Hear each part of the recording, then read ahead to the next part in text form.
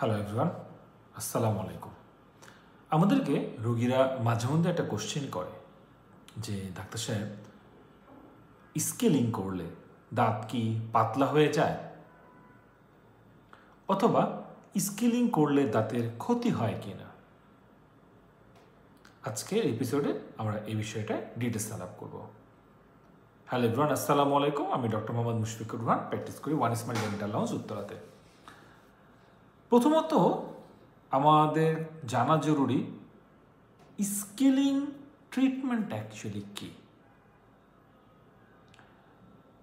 কেন করা হয় এবং এর বেনিফিটটা কি। আমরা সাধারণত দাঁতে অনেক ধরনের পাথর দেখে থাকি। তো পাথরগুলো সাধারণত একদিনে তৈরি হয় না, এটা ধীরে ধীরে তৈরি হয়। আমরা খাওয়ার পরে অনেক সময় দাঁতে সাদা সাদা কিছু একটা জমে থাকতে দেখি। এই সাদা সাদা অংশগুলোই ধীরে ধীরে পাথরে রূপান্তরিত হয়। যদি আমরা রেগুলার দুধ ব্রাশ করি, সাধারণত এই পাথরগুলো জমার সুযোগ পায় না। আমরা সাধারণত রোগীদেরকে দিনে একবার এবং রাত্রেবেলা একবার, সকালবেলা খাবারের পরে এবং রাত্রে ঘুমানোর আগে, কিছু ক্ষেত্রে আমাদের রোগীরা খাবার আগেও ব্রাশ করতে চায় বা ঘুম থেকে উঠে একটা ব্রাশ করে, আমাদের দেশের একটা রেগুলার একটা পদ্ধতি যে আমরা সকালে ঘুম থেকে উঠে ব্রাশ করব। তবে আমরা সাধারণত সকালে খাওয়ার পরে এবং রাত্রে ঘুমানোর আগে এই দুইবার ব্রাশ করতে রোগীদেরকে বলে থাকি। তো যদি কোনো ব্যক্তি এই দুইবার ব্রাশিংটা যদি না করে থাকে, তাহলে যেটা হয় কি, দাঁতে ওই সাদা যে অংশগুলো সেগুলো জমে যায় এবং এটা ধীরে ধীরে সেট হয়ে যায়। সেট হতে সাধারণত 16 থেকে 18 ঘন্টা, কিছু ক্ষেত্রে 24 ঘন্টা লাগে এবং এটা তখন ছোট পরিমাণে থাকে, মাড়ির পিছনের দিকে জমে থাকে। সময়ের সাথে সাথে এটা জমতে থাকে, বড় হতে থাকে। অনেক রোগীর আমরা দেখি পুরো দাঁতের পেছন সাইডটাই পাথরে জমে গেছে।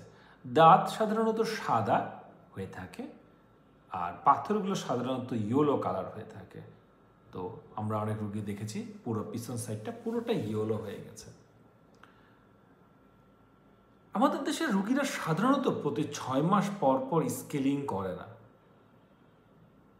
দেখা গেল যে কিছু রোগী আছে তারা রেগুলার করছে, বাট অধিকাংশই দেখা গেল যে অনেক দিন পরে, 8-10 বছর, ইভেন আমাদের ক্লিনিকে 50-60 বছরের রোগী যাদের একবার স্কেলিং করা হয়নি, আমরা এরকম রোগী প্রচুর পেয়ে থাকি। আমাদের ক্লিনিকে আলহামদুলিল্লাহ অনেক রোগী আসে যারা প্রথম ট্রিটমেন্ট করাতে এসেছে। এদের মধ্যে অনেকের যদি প্রাথমিকভাবে স্কেলিং করা হয়, তাহলে দাঁতের থেকে দাঁতের সমপরিমাণ অথবা অনেকখানি একটা পাথর চলে যায়। তখন রোগীদের মনে হতে পারে যে আমার দাঁতগুলো ফাঁকা হয়ে গেছে। এখন এই পাথর রিমুভ করার পদ্ধতি কি? পাথর রিমুভ করার পদ্ধতি কয়েকটা আছে।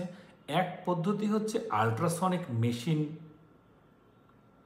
আরেকটা হচ্ছে হ্যান্ড মেশিন, এবং দাঁতের মাড়ির নিচে চলে গেলে সেগুলোকে সফটভাবে পরিষ্কার করা।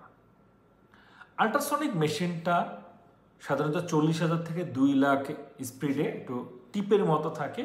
এটা পাথরগুলোকে ভেঙে ফেলে এবং এই পাথরগুলোকে ভেঙে সাথে সাথে ওয়াটার স্প্রে সেগুলোকে ছড়িয়ে ফেলে।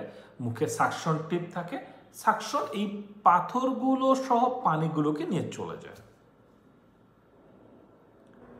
তবে যদি কোনো ডক্টর বা প্র্যাকটিশনার ঠিক অ্যাঙ্গেলে পাথরগুলো রিমুভ করার জন্য ব্যবস্থা না নেয়, অথবা দেখে না শুনে যদি দাঁতের উপরেই দেয়, অথবা সে যদি না জানে কত ডিগ্রিতে ধরতে হয়, অথবা এমন কোনো ডিভাইস ইউজ করলো যেটাতে দাঁতের উপরে ক্ষয় হয়, এই ধরনের দাঁতের উপরে স্টেইন মার্ক পড়তে পারে।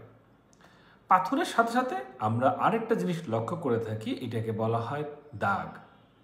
তো যদি কোনো প্র্যাকটিশনার ডক্টর পাথরের বদলে স্টেইন রিমুভ করার জন্য বা দাগ রিমুভ করার জন্য মেশিন ইউজ করে থাকে যেটার হেডটা মেটালের, সেই ক্ষেত্রে দাগ একটা স্টেইন অথবা একটা দাঁতের ক্ষতি হতে পারে।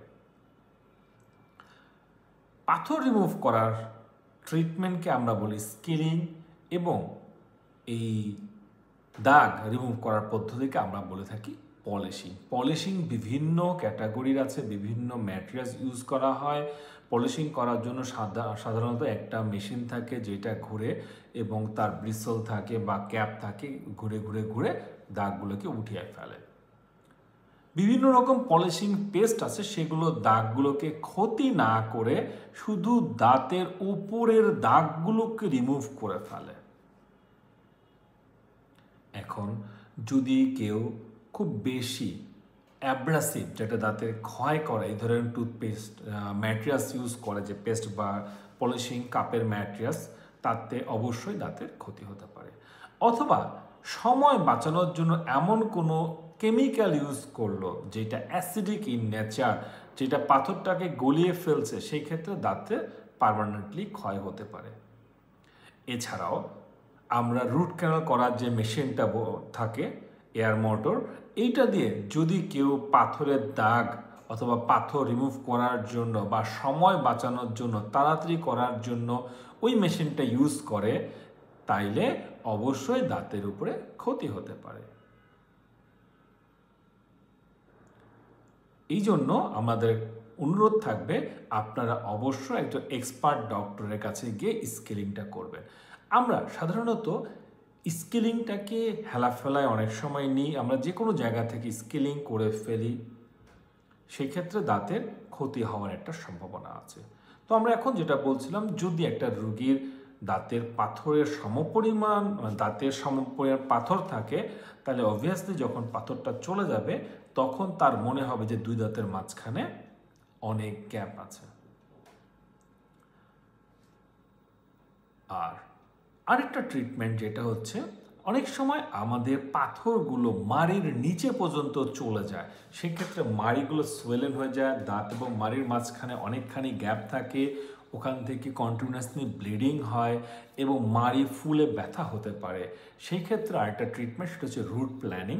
রুট প্ল্যানিং করে এই মাড়িটাকে হেলথি করা হয়, গামটা যেন লেগে যায়, এবং এক্ষেত্রে এই রোগীর পরবর্তীতে পাথর জমার প্রবণতা অনেকখানি কমে যায়। আমরা স্কেলিং কেন করব বা কোন ক্ষেত্রে আমরা স্কেলিং করব? আমেরিকান ডেন্টাল অ্যাসোসিয়েশনের তথ্য মতে বছরে 2 বার স্কেলিং করা ভালো এবং জরুরি। আমাদের দেশে যেহেতু এই কালচারটা এখনও তৈরি হয়ে ওঠে নাই, আমরা রোগীদেরকে অ্যাটলিস্ট বছরে 1 বার স্কেলিং করতে বলি। দাঁতের মধ্যে যদি আপনি দেখেন পাথর জমে গেছে, মাড়ি থেকে রক্ত আসতেছে, দুর্গন্ধ হচ্ছে, আপনি সাথে সাথে এসে স্কেলিং করে নেবেন। স্কেলিং করলে মাড়ির হেলথ ভালো থাকে, মুখের দুর্গন্ধ কম হয়, এবং আমরা আরেকটা ভিডিওতে আগে বলেছিলাম, রেগুলার স্কেলিং শুধু মুখের না, শরীরের অনেক রোগ থেকে মুক্ত রাখে। কারণ এই যে পাথরগুলোকে বলা হয় ব্যাকটেরিয়ার কলোনি, এখানে প্রচুর এবং বিভিন্ন ক্যাটাগরির ব্যাকটেরিয়া জমে থাকে। ঠিক যেরকম বস্তি থাকে, গুলশানের বস্তির মধ্যে যেরকম ক্রাইম হয়ে থাকে, ঠিক সেম আমাদের এই মাড়ির পাথরের বস্তিগুলো থেকে বিভিন্ন রকম ক্রাইম হয়, যেমন বিভিন্ন রকম জীবাণু, বিভিন্ন রকম কেমিক্যাল রিলিজ হতে থাকে। এগুলো আমাদের মাড়ি, দাঁতের 2 দাঁতের মাঝখানে হাড্ডি সবগুলোই উইকেন্ড করে ফেলে। এখন আসতেছে স্কেলিং না করলে ফলাফল কি হতে পারে।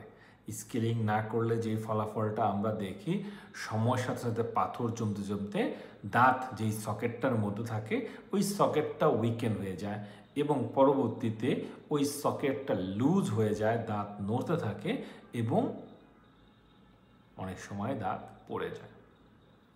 এই ক্ষেত্রে ডায়াবেটিক্স রোগীদের খুব সতর্ক থাকা উচিত। ওনাদেরকে অবশ্যই ওনাদের একটা পারিবারিক ডেন্টিস্ট প্রয়োজন।